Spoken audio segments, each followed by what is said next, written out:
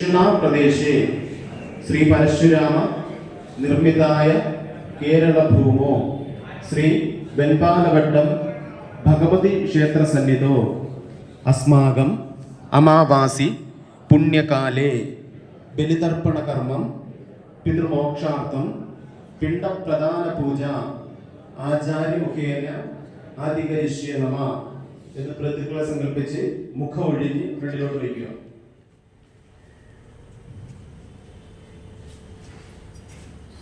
വീണ്ടും ഒരു പൂവ് എള്ളു ചന്ദനം ചേർത്തെടുക്കുക.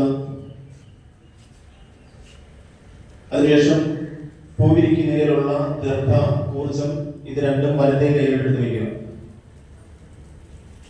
ദർഭ ഊർജ രണ്ടും വലതേ കൈയിലോട്ട് എടുത്ത് വയ്ക്കുക. വെച്ച് കുറച്ച് തീർത്ഥം കൂടെ തളിക്കുക കൈയിലോട്ട്.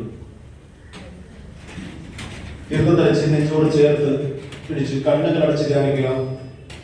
പറയുക, ഇന്ന് ശ്രാദ്ധമുട്ടാൻ പോകുന്ന പിതൃവിനെയും മാതൃപിതൃവംശ പരമ്പരയിൽപ്പെട്ട എല്ലാ പിതൃക്കളെയും ജ്ഞാനാജ്ഞാത പിതൃക്കളെയും അഗ്നിശോധാദി പിതൃക്കളെയും വെൺപാലവട്ടം ശ്രീ ഭഗവതി ക്ഷേത്ര സന്നിധിയിലേക്ക് പിതൃലോകത്ത് നിന്നും ആവാഹിക്കുമ്പോൾ ഇരുത്തുവാനുള്ള പീഠം സമർപ്പയാമി.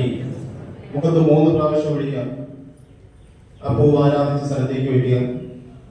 ഒന്ന് ചെറുതായി പൂവ് ആരാധിച്ച സ്ഥലത്ത് ഫ്രണ്ടിലോട്ട് ഒന്ന് ചെറുതായിട്ടൊന്ന് നിരത്തി വയ്ക്കുക.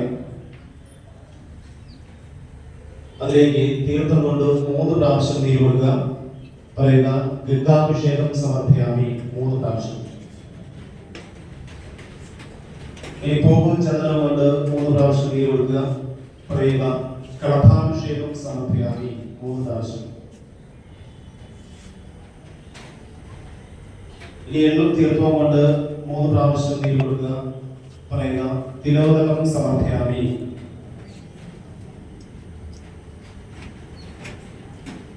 ഇനി ഒരു പൂവെടുത്ത് മുഖത്തൊന്നൊഴിയുക.